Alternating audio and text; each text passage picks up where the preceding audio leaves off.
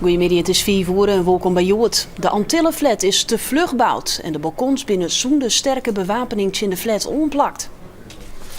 Dat zou het bouwvakker Titus Pasveer, die het 45 jaar onder de Antillenflat bouwd had. Hij wie Joet maar zijn eigen Sjen hoe de flat erbij stiert. En voor hem kwam het instatten van het balkon net als een verrassing. Ik heb hier gewerkt en toen ik jong was dacht ik bij mezelf, nou, dit komt op een hartstikke verkeerd. Toch heeft het 45 jaar volhouden. Ja, maar ja, het houdt ook weer vol tot de betonrot in komt, hè? Ja. Hè, tot er water bij komt. Je ziet aan de bovenste verdieping wel dat er water bij gekomen is. Ja, dat het ijzer gaat oxideren. Ja. En dan op een gegeven moment klapt de hele boel. Ja. Nou, de boel is geklapt. De bewoners van de Antillenflat in Ljouwert kunnen voor eerst net in haar wenten weer omkeren. En pas toonsdag wordt u technisch onderzoek duidelijk of de verplichte evacuatie nog langer wordt. En dat betekent dat een soort mensen voor eerst net bij haar yield, kleren en medicijnen komen kennen. En hoewel de gemeente op een speciale informatiegeerkomst van een financiële helptas zijn had, is het toch een soort onvrede. We kunnen niks. Alles zijn we afhankelijk van de mensen. De medicijnen heb ik meegenomen.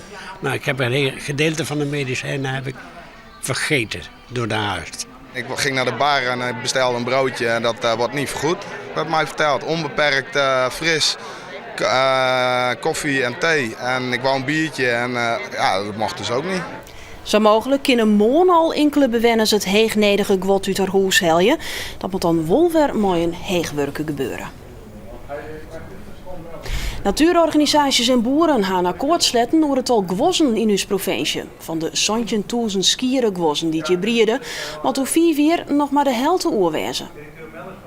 Ook de sapgwossen, exoten en je briedende pauwgwossen worden ompakt.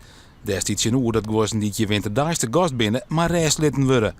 Jagers had het akkoord net ondertekenen, omdat de zankruttal gwossen afsketten worden mat, zodat min wijzen voor het imago.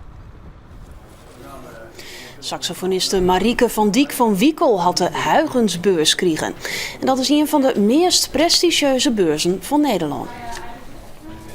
De beurs is dit jaar voor het laatst. In totaal hebben 88 studenten de beurs gekregen. 2 daarvan binnen muzikant, waaronder dus van Diek. Ze krijgt €86.000. Het geld broekt ze om 2 jaar naar New York te gaan om daar te studeren. Jonken een master saxofoon is dat filmmuziek en compositie. Boten-eigenaars in de Ljouwerte Wiek Zuiderborn binnen min te spreken hoe de Joet officieel iepene Grijdanus bregen. Gruttere boten moeten hem maar een druk op een knop melden. Jeder giet de bregen net iepen. En dat smiet wel eens gevaarlijke situaties op. Dat is dus had het gevolg dat onder bepaalde omstandigheden, bijvoorbeeld Hudewien, je een probleem hebt, want je kan je nergens aanlezen. En je had dus van die grote rotsblokken moet je lezen. Dus dat besluit ik, dat draaien met wat gruttere boten, en dat binnen boten die uiteindelijk door de bregen heen matten, dat ik al problematisch wezen kan. Zeker als er een enorm stuk wind stiert of wat dergelijks. De gemeente Ljouwert had Joet bij de opening van de Grijdanusbregen tas zijn dat er toch listplakken komen. Maar wanneer die online worden is nog net duidelijk. En dan ben we daar onder waarsverwachting. En vannacht is het helder, maar een graad of 6 of zon en de westenwind is krachtig. Morgen een soort zinnen, op het water onder de kust wordt het maximaal 18 graden. In de rest van de provincie kan het wel 20 graden worden. De wind komt uit het westen en is zwak tot matig. En in de middag draait de wind naar het zuidesten onteersten. En ontcijfer het nijs in het kwad. Om 6 uur, dan is Joet er weer. Graag om dadelijks, of alvast een opvlakje te wensen.